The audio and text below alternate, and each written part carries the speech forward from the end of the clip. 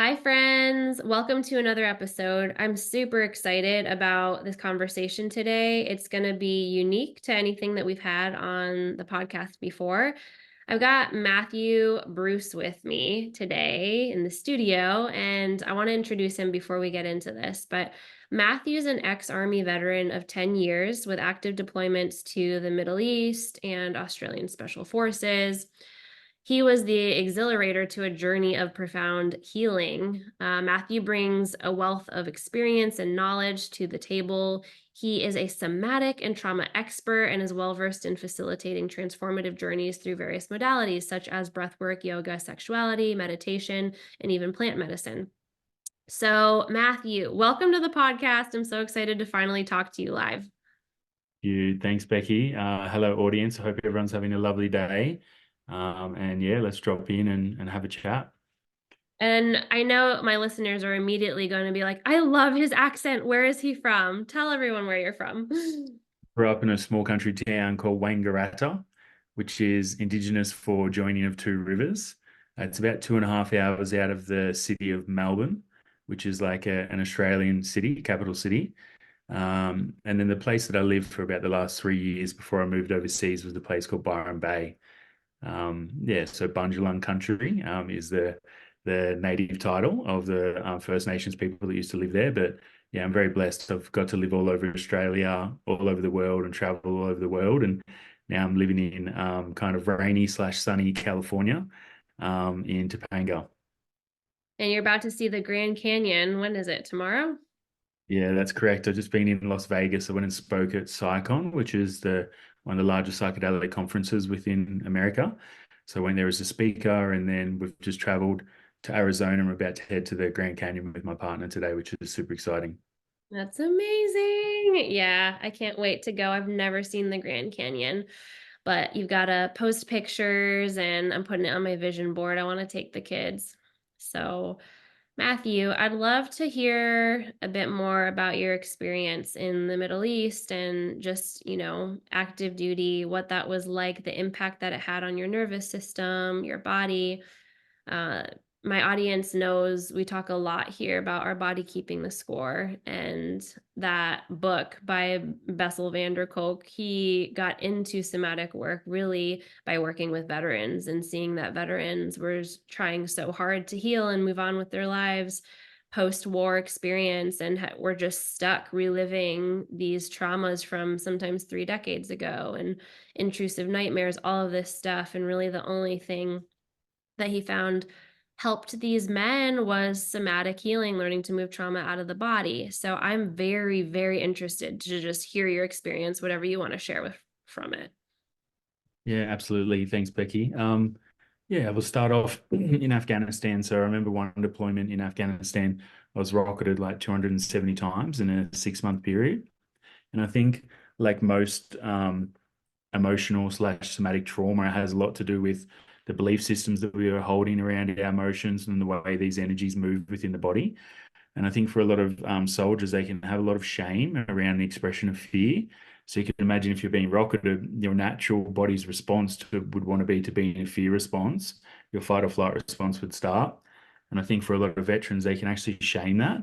And so then, therefore, that energy can kind of really be locked away or repressed or kind of compartmentalized. So we're like pretending like we're not afraid, but really we are. And it kind of becomes like a bit of a persona for the veteran to kind of, keep up his duties and act to a certain standard when, rocket fire might be coming in, etc. So I think that was like a really big part of my military, would you say trauma? Yeah, I guess you would call it trauma. But ultimately, I come back from that deployment and I was using exercise to try and move that energy in my body unconsciously, maybe 2, 3 times a day. So I was going to the gym, I was training a lot, and I was like CrossFitting and, running, how we kind of see a lot of these veterans still doing like ultra marathons, or who's the Navy SEAL guy that wrote that book? Remember the SEAL guy that wrote that book? Yeah. And he was just like, running forever, and he was just like creating pain for his body. So I guess that that's a really cool place to start, is that there was direct impacts in my nervous system from one deployment, and then the behaviors that I had in trying to cope with that amount of energy that I'd locked away. And I guess, yeah, through the other tools and modalities that I learned over the years, I was able to access that trauma and then like release that and let that go. Yeah. Yeah. How long ago was that you were active duty? I think that Afghanistan trip was 2012. Uh-huh. Um, yeah. And then the last time I was active duty was 2015 in Jordan. So I was actually deployed with the American Special Forces, like in an intelligence skiff. We're kind of watching, highly gross, gruesome digital product, which was kind of like more watching what ISIS was doing and other kind of militia in the Middle East as well. So yeah, multiple forms of trauma. So it's like the physical aspects of rocketing, what you're seeing on the screen, kind of how you're performing, and all of those things were kind of like really affecting my sympathetic nervous system. I think after my time in the military, my sympathetic nervous system broke. Like I had like a full collapse in a sense of I couldn't actually hop into my sympathetic nervous system, and I just went into a whole like hypo collapse, which I spent many years in that in trying to kind of like recuperate and rebuild my nervous system. Yeah. Yeah, and for listeners, the sympathetic nervous system is the fight, flight, freeze, flop response. It's when we're in survival mode, it's when there's a real or perceived threat of danger. Our parasympathetic is known as our rest, digest, we can breathe, we're safe, we're at ease. And so when you said your sympathetic basically broke, like what were the symptoms you were experiencing that were just taking over your life, and what were the biggest symptoms? Yeah, I'd say it kind of felt like a major depression, just like absolute like collapse in the sense of having no energy, not being able to do anything. Mm. Um, and yeah, I guess maybe yeah, I'd say that like it was just like a huge depression, like a huge collapse. Like I couldn't exercise, I couldn't really have the motivation, I couldn't wake up early. My brain fog was just like through the roof when waking up in the morning, etc. But it was a really good invitation into myself to like really heal the extreme burnout and extreme fatigue that I had from the military as well. So I used a lot of herbs like ashwagandha and licorice root and all these herbs for the kidneys to really support my kidneys.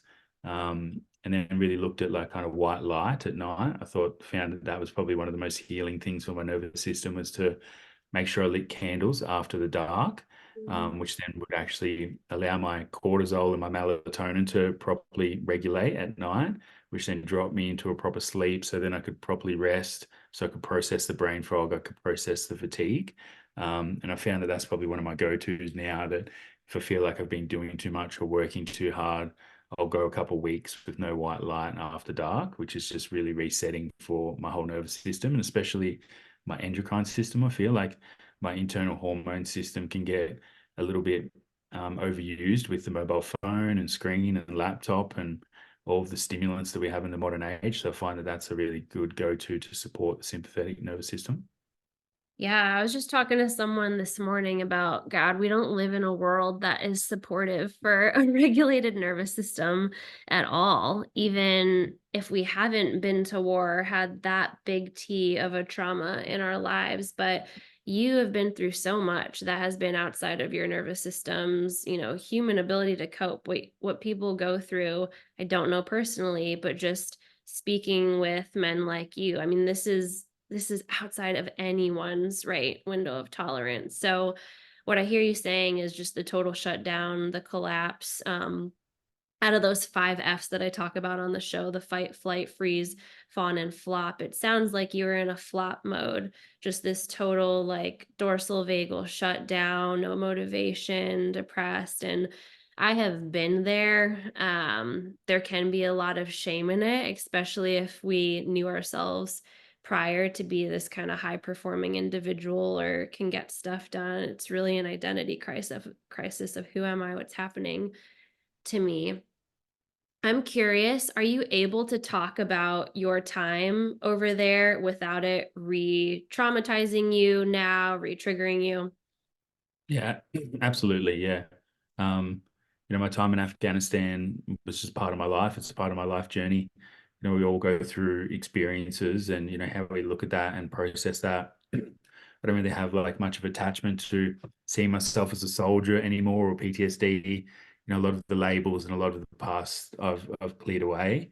And, I feel so open in my heart, so present in my body, so still in my mind these days that, I'm grateful for that experience because it wouldn't have taken me to where I am now.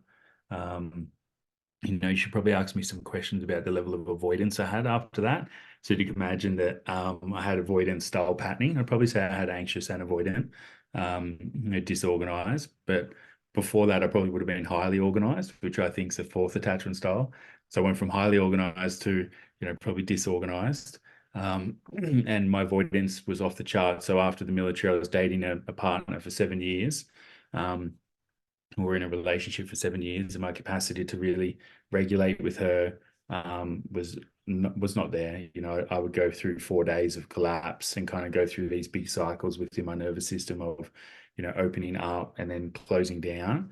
And I've used some really cool somatic tools these days to really regulate my peripheral nervous system, to actually come back into a secure attachment style and be able to, regulate myself and my partner. And I now have like 180 people, probably my like community, in my schools that I'm supporting through my nervous system. So it's like my nervous system can hold so much these days, and it's just been like such a hero's journey to go from 4 days of collapse and massive avoidance all the way through up to secure and being able to lean into all of these different relationships and situations and support people in my nervous system.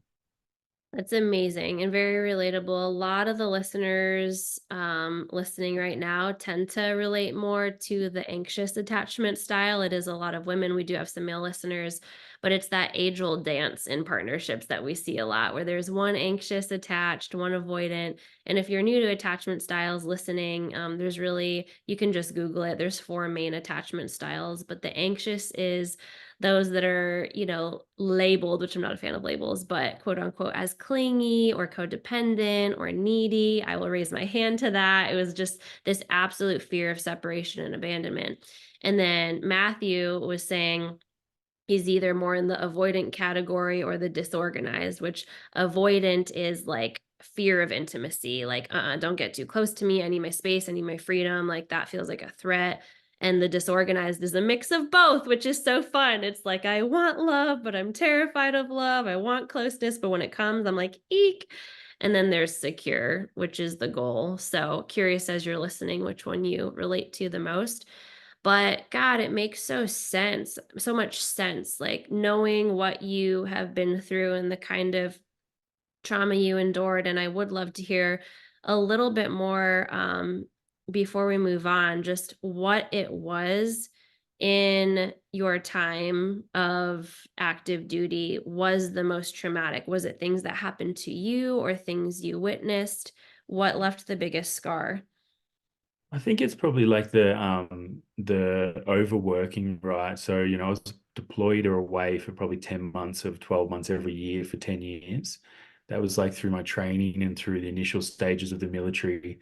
So your capacity to like be in a state to process your emotions is pretty much non-existent.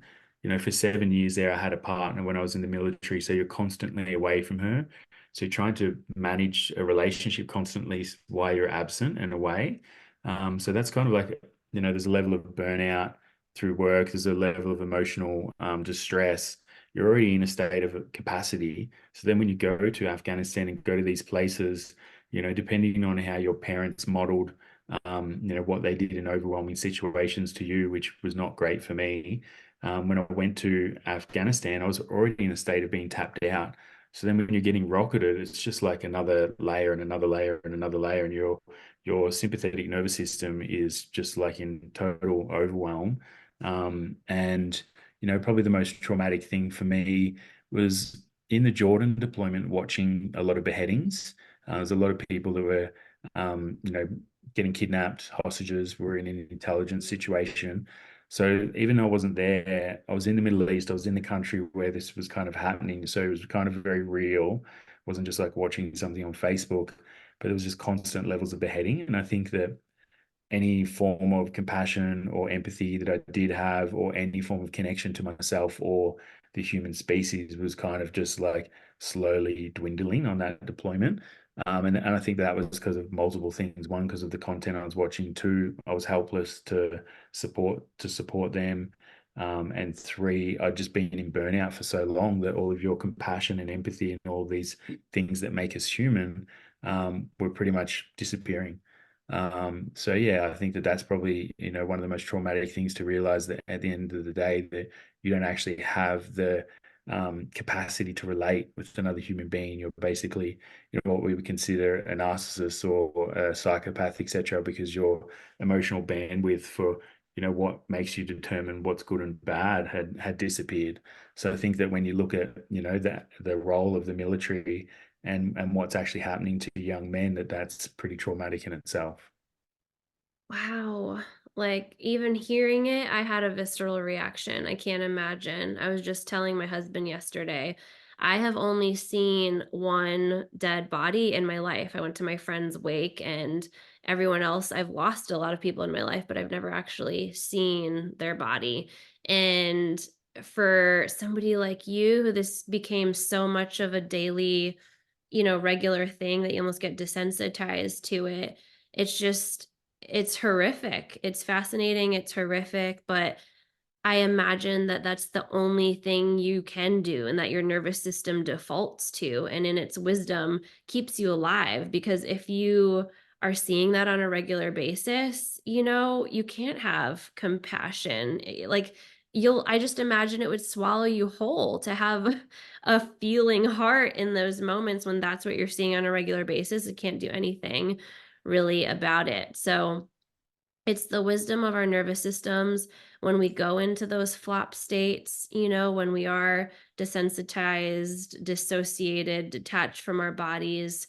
We see it in the wild. I love Peter Levine's work on just studying animals in the wild. And when animals go into that flop state, it really is a wise way for them to survive.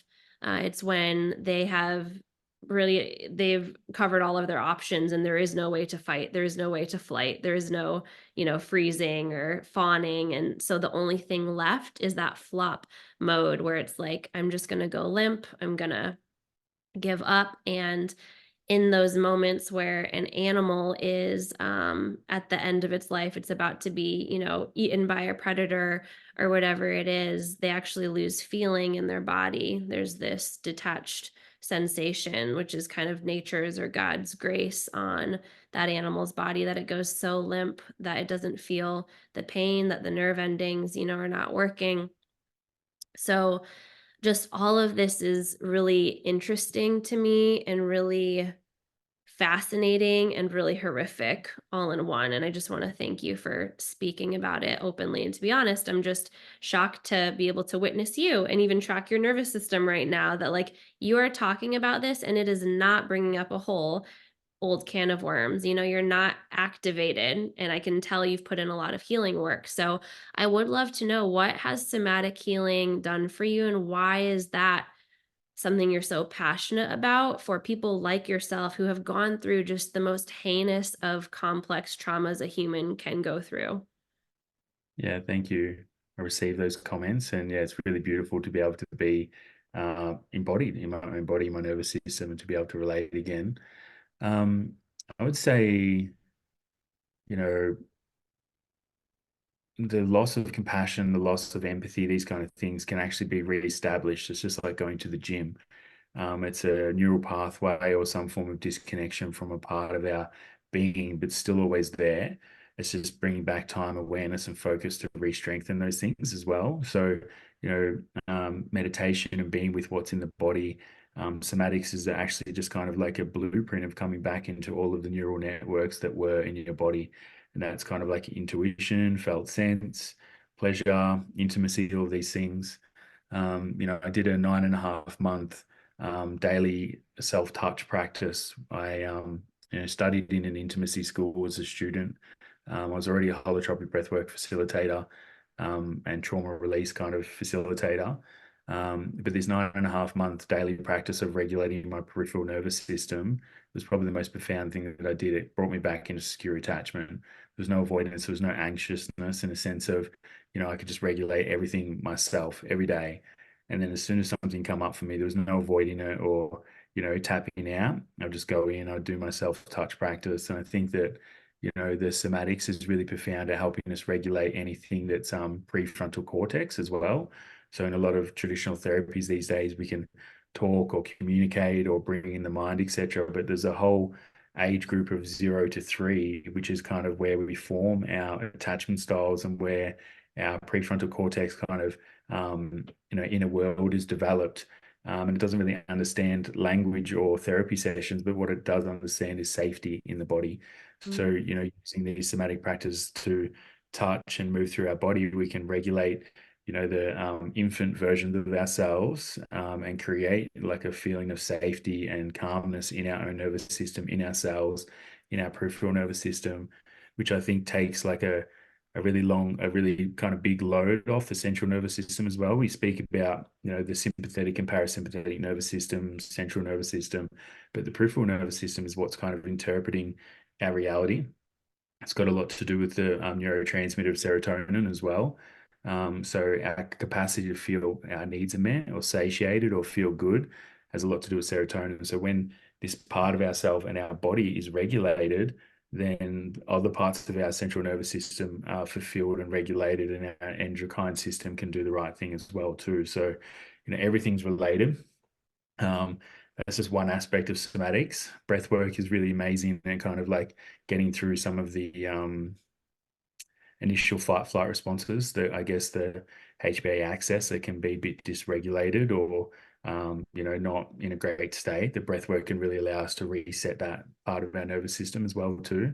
But somatics is incredible. I've done everything from anal release somatic. So I think that's a really big thing for veterans. Some trauma informed practitioner on how to take somebody to do a trauma informed somatic release in their anus. A lot of people who have complex needs trauma, that first base chakra that's created when they're a child as well.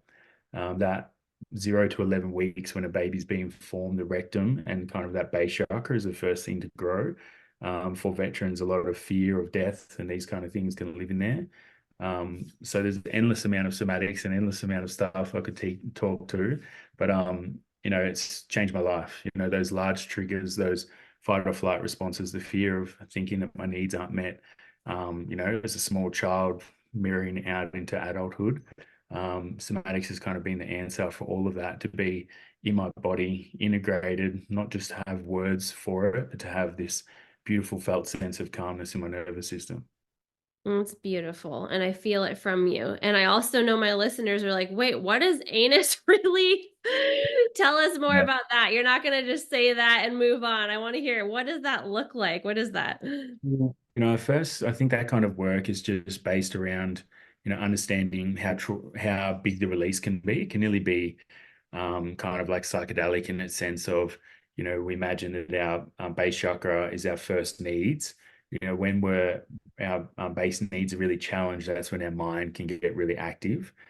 So what we perceive as our mind, there's multiple states of mind, but that real primitive mind, like what comes in the attachment style, like, oh no, I'm being abandoned, and that kind of in mind, it kind of overrides everything. So I think that that has a lot to do with the base chakra and has a lot to do with anal release, etc. But ultimately, it's a modality where you hold space for an individual to insert, maybe a butt plug or a carrot, something that feels supportive and safe for them. You don't have to witness it. There's no actually viewing of the inserting. All it is just my nervous system holding space for your nervous system to become aware of something that's living in your physical body in a particular part. We think about the prostate and these particular parts that have, very large glands that have lots of functions within the body. This is where we can actually access them. So we think about, maybe the first chakra can be accessed through the base, through the anus. Second chakra is through the genitals and the reproductive organs, etc. Solar plexus is through the stomach and the kidneys. So it's kind of like every piece of the body kind of has a window that we can access it and work with it. And that's ultimately the anus is a window to be able to work with the base and our first development within the world. Yeah, fear of death, which is quite a big one for women, I'd imagine as well too. That's actually my biggest fear. It's interesting. And I've always, my whole life, tried to pinpoint the root of it. I grew up in a home where my dad was very committed Christian, but like really swung to this side of teaching me a lot of fear when it came to Jesus's second coming and, just this very doomsday prophecy. I grew up hearing stuff like this as a little girl and having a very deep fear of death ever since I was small. And when I don't know how much of my journey I've shared with you, Matthew, but when my husband and I reached this point of separation, your divorce, my nervous system was at just on fire, collapse. My world was upside down. I noticed my fear of death also skyrocketed during that time. I'm like, what's going on? What's the association? But it got to a point where I was just having this existential crisis, fear, anxiety, a swirling energy. And I felt like this is where people are at before they're admitted for psychiatric help. But somatic work was the only thing that ever healed that fear of death and helped me come to a peace about it that I literally have prayed for since I was a little girl. Um, Mm. I'm curious if you have thoughts as to like why that is. You said it's more so for women. Yeah, so in infancy, there's kind of like two motor patterns that have been documented. One is called the startle response, and one is called the Moro reflex. You can look this up, the listeners, you can Google at home. And basically, what it was is like they took the mother out of the room from the babies and watched the baby's responses. One baby put their shoulders up like this and got startled, and that was the anxious baby. And then when the mum come back into the room, it would just follow the mum around. And then there was the Moro reflex, which was the baby that when the mum come back into the room, they kind of closed off their heart and they looked at their mum and then just like shunned the mum. So it kind of went avoidant. So we could see these avoidant anxious patterns playing out in the physical fascia and nervous system of babies at a very young age. And so that was documented. And yeah, there's some really cool techniques that I use and teach in my microdosing school around how to turn these off. But ultimately, some of the studies I've done is that, this startle response has a lot to do with our hypothalamus gland. So hypothalamus gland is the gland that regulates our HPA axis. And the hypothalamus gland is regulated by a meridian called the triple burner meridian in traditional Chinese medicine. So the triple burner meridian comes down the back of the ears, down the back of the neck, down the back of the shoulders, and down the back of the arms. So it's kind of like this meridian is connecting our head and heart together, which is also regulating the hypothalamus gland, which is our HPA axis. So, a lot of our HPA axis and flight responses come from this disconnection between our head and heart, our relationships, our love, and these kind of things. So really understanding how to be able to turn these off somatically. And if you're open to it, I can teach your listeners a quick exercise right Yeah, now. and I'm gonna do Yeah. it with you. Fascinating. So this is the starter response breath is you might witness in a patient or a client that they kind of have tension in their upper shoulders. So what you can do is you can get them to lower their shoulders if they feel comfortable, depending on where they're at in their own trauma story or relationship in their own body. You can encourage them to close their eyes and to breathe. And what they would do is they would be trying to breathe into the side ribs without letting their shoulders go up. So it kind of looks something like this. So just really big deep breaths into the belly, into the lungs, but the side ribs are going to expand. You really want to keep breathing until your side ribs expand and your shoulders don't go up at the same time. So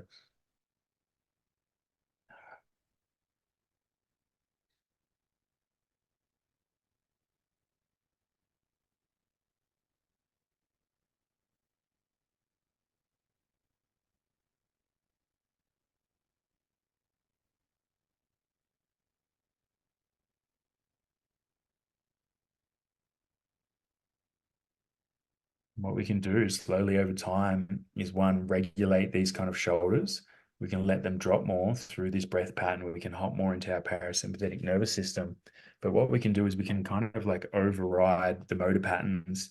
If we're in a fight or flight response, normally from a place of startle, it's only like one, it's like a interaction that is it's part of our body is involved in it, the startle response. So we can't really do two things at once. So if we breathe into our side ribs, what we do is we turn off the startle response. So our kind of like our mechanical brain in our physical body can only really do one of two things. So it can be in a startle response and be contracted in that, or we can breathe into our side ribs, which will turn this one off and turn this one on. So it's kind of just like a technique to really take back control of the body, but also start to understand what that tension in your neck actually means. Like that tension in your neck means something. And it's something that you can start to track and identify and work with and relax and clear, and have an understanding of, just how much our physical body is related to the inner workings of our hypothalamus gland, and what's happening in our HPA axis and how we can turn those off. Yeah. Is so fascinating. And the fact that it shows up just even in babies. I want to see that study. And I mean, especially in the Western world, physical symptoms like you just mentioned, just the shoulders up, the tension in our neck. I mean, we just write it off as so normal and we're just like, okay, I need, a painkiller or a massage, and we're trying to sweep away or shoo away our symptoms like they're these pesky little house rats. But what you just highlighted is really what I am obsessed with about the power of somatic work is you have clearly dove so deep into it, and I could geek out with you for hours. I have like a million more questions I could ask you. But even just those who are beginning at its base, its simple base, it's learning to see these symptoms that we all have or the ways that we're tensing and holding ourselves and not just trying to shoo it away with an aspirin or a painkiller. Use those if you'd like, but first maybe pause and just invite that question of what could these symptoms potentially be telling me or communicating to me about a deeper emotional need that needs to be met or a wound that still needs to be healed. And that simple subtle shift alone can lead you down the path as deep as you want to go, which Matthew has gone very deep and is continuing to expand, which is so exciting. So you Yeah. mentioned breath work in this conversation so far. You also mentioned psychedelics. And for listeners, tuning in right now, I think all of them have heard about breath work. Maybe they've dabbled with it. Psychedelics can be more of a trigger word. I know that was for me for years because of just the upbringing and the immediate attachment and associations with psychedelics being bad. I don't know if they had this in Australia, but we, as sixth graders, went through a DARE program, which was like I forget what it stands for, is like against drugs basically, and just saying like drugs are bad, drugs are bad. And as I've grown up, like that is very deeply conditioned, and I'm like, I don't want to be a bad person, and even with my faith and my upbringing, like I don't want to make God angry. That's the last thing I want to do. And so I would love for you to expand a bit more on just the basics 101 of psychedelics, or if you call it plant medicine, just give us a dummies 101 overview. Yeah, and I think that's good. The DARE program is good because we don't want to be using psychedelics until we're conscious enough or have the whole view of it. And I think right now in today's society, what's actually happening is that there's this really cool trauma-informed piece, somatic piece, psychedelics, science. There's this really big conversion that's happening, which the world needs. And I'd like to also go back to some of like the religious texts and studies that have been found in the Dead Sea from multiple religions have actually really been using psilocybin and magic mushrooms for thousands of years. So the OG Christian religion, Jesus and all of his friends in Israel were actually using these sacraments to connect to God and connect to the world.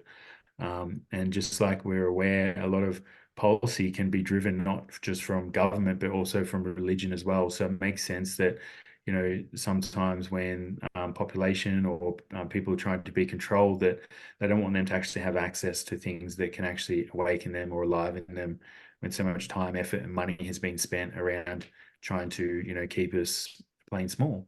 And we don't want to play small anymore. We want to dream and we want to manifest and we want to live the most magical lives that we can for ourselves and for humanity and to, serve our brothers and sisters and build communities that are serving people. So, to start off slowly, I'll just speak specifically around magic mushrooms. So psilocybin, it's a plant. It's a plant that comes from nature, and like many other plants that comes from nature, has a unique set of properties that can support us and can be a medicine, but can also become a poison if we use it too much. Same as coffee. I don't drink coffee anymore for my nervous system. Um, please don't hate me, audience, but I actually went to Las Vegas and had some food that didn't really agree with me. So then the next morning, I had coffee as a medicine. If I've got a headache and the food's not agreeing with me, coffee becomes a medicine. It clears my headache. It helps me, release what's in my liver, and I can go about my day and feel good.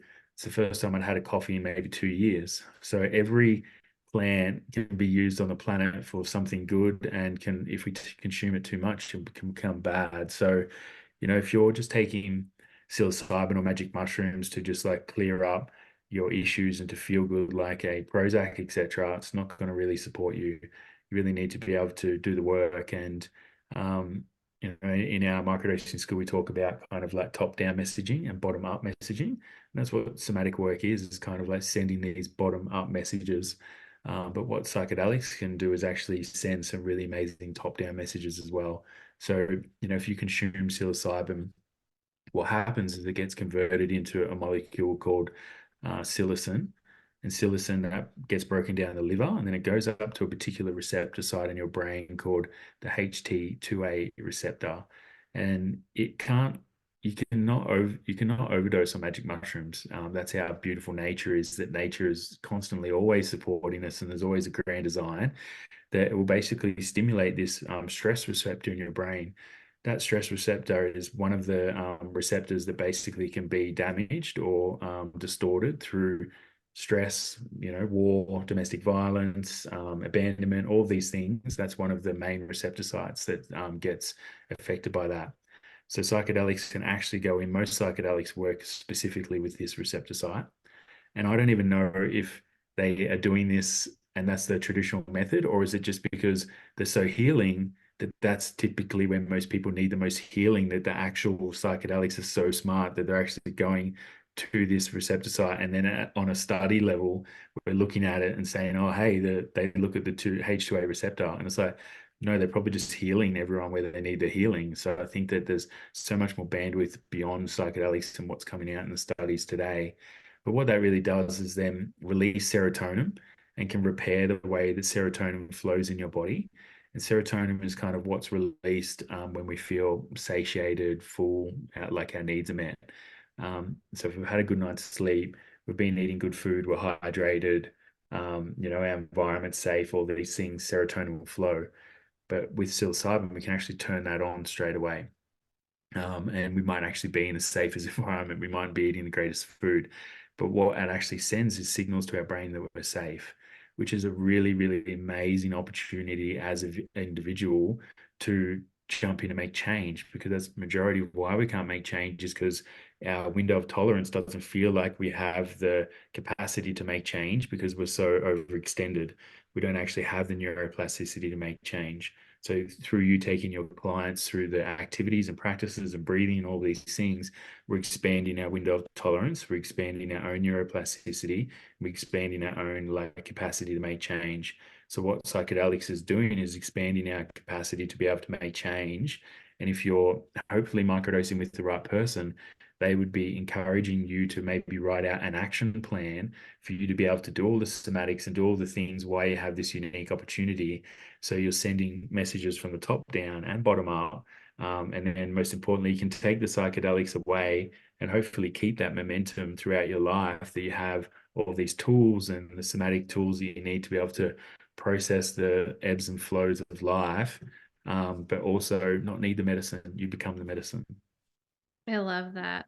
Yeah, it's interesting because my association for so long, it was just, us getting messed up in high school and just like doing all this stuff just to escape reality and insecurity and just to get effed up was the reason people did drugs. So I didn't even I couldn't even imagine a world or know that people existed who actually are using these plants, these, naturally made plants with this intention of healing, of connecting back to themselves, to their loved ones, to God. It took me a really long time to even be open to conversations like that. And so I just appreciate you bringing awareness, because I know people listening are on all different kind of parts of the spectrum when it comes to that. But, it's interesting too. I'm sure you've seen so many transformations when it comes to using psychedelics. Can you just maybe highlight some of the biggest ones you've seen of like this person going from point A to B while using this? Yeah, I probably see the biggest transformation in clients that have like complex PTSD, and in them having complex PTSD, they're kind of normally high caliber humans as well too. Kind of like there's maybe the really traumatized, maybe borderline bipolar type complex PTSD, and then there's also highly functioning humans that are having complex PTSD, and then they're kind of like out in the world receiving self-worth and recognition through their actions, etc. as well too.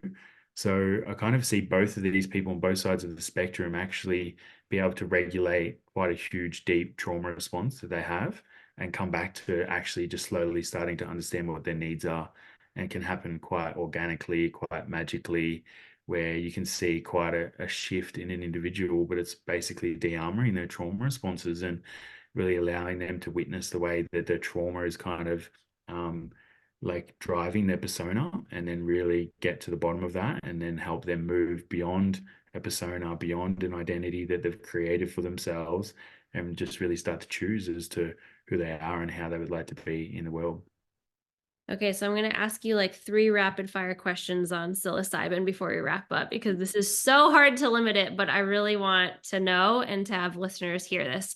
So, one is there anyone that should not do this, should not use psilocybin as a tool for healing? Yeah, absolutely. I would say that if you can't name five things that you do for yourself as a resource, and you can't hop into your own body and find a place that feels good and feels light, then I'd recommend that you wouldn't do psilocybin. What you would actually do is, one, find resources for yourself outside of yourself that aren't psychoactive, like psychedelics, and also do breath work or do meditation, walks in the park, etc., until you can find somewhere in your body that feels light and spaciousness. They're kind of like the prerequisite of the things that you're going to need to be able to go deep enough into the psychedelics to get the most out of them. And that's ultimately what we want with the psychedelics, is for you to be able to go maybe into the past and shut down some old tabs in your web browser that you don't need anymore. But you need resources to be able to do that. And if you're too tapped out and can't do the things that are just named, then it's going to be difficult for you to get the most out of the experience, and then also possibly unsafe as well. Amazing. Thank you. And then two, how often should you use this? Yeah, I'd say like a 60-day kind of protocol, which can be cycled depending on how you feel within your nervous system. I'm a really big advocate for medical sovereignty, and what we teach in our school is this mindfulness scans. So we do sensing, feeling, thinking, and in that, you determine what your upper limits are and what your capacity to be able to microdose is. So you create your own protocol through your own nervous system and your own felt sense in your body. You don't just go to see a doctor and the microdosing doctor tells you what to take. So we're about the opposite of that, about coming back into our own body and letting our nervous system and our awareness drive the process. But 60 days, which could turn into 120 days, but it's only 60 days worth of capsules, is like a really good place to start. And then beyond that, it's like actually tuning into your body, tuning into your nervous system. I'm a really big advocate for not doing too many psychedelics. I'm a really big advocate for, you know, doing your 60 to 100-day psychedelic process, but doing the somatics with it, and then take the psychedelics away and do the somatics and integrate it. Yeah. Awesome. And then third is, can people reach the same kind of breakthroughs that psychedelics offer through breath work? Yeah, absolutely. Still to this day, I've had my biggest samadhi, or like what would we call it? Yeah, samadhi is like a yoga term, but it's kind of like a godlike experience. I've had all of my samadhis and my best samadhis, my big godlike experiences, not through psychedelics. I've had some cool experiences in psychedelics. I've been to Peru and drank ayahuasca in the jungle and had met some many beautiful experiences by just doing yoga at a yoga class in Bali and Ubud. I've seen the universe and I've seen God and I've seen absolutely all of it, and I've laughed and cried at the same time and had like the most profound experience not on psychedelics. So yeah. Yeah, that's interesting. And I've heard people say that whether it's just for a fear of that, feeling out of control, but they find the same amount of breakthrough and transformation in breath work. So thank you, Matthew, so much for this conversation. We covered so much ground. Would love listeners to know if they're resonating with this, whether it's just the traumatic past, complex PTSD, wanting to know if, somatic work is healing for them, or if it's like, I want to learn more actually and decide what I think about psychedelics and plant medicine and if it would be useful for me. What are some practical steps that they can take or to get to know you better? Yeah, they can just follow me, matthewbruce.official on Instagram. It would be a great start. Um, I work for an organization called Heroic Hearts, which is like the largest veteran psychedelic organization in the world. So I guess I'll put a call out there to the listeners. I'm an ambassador for Australian side of that. I put a call out to the listeners that if you know any veterans that want support, reach out. I'd love to help them. I'd love to be able to point them in the right direction as well. But following me online is a great place to start. And then, getting trust in who I am, witnessing how I live my life. And then, if it feels true for you to be able to listen to what I'm saying and the messages that I'm putting out, then follow along. Not everyone's journey is the same. Not everyone needs to listen to the same information or go down the same path. But if it feels right and true for you, yeah, follow along my journey, consume some of the stuff I put out for free. And I'd love to support you. Yeah. Thank you, Matthew. Thank you for coming on. I enjoyed this conversation so much, and I hope you enjoy the Grand Canyon tomorrow. Amazing. Thanks, Becky.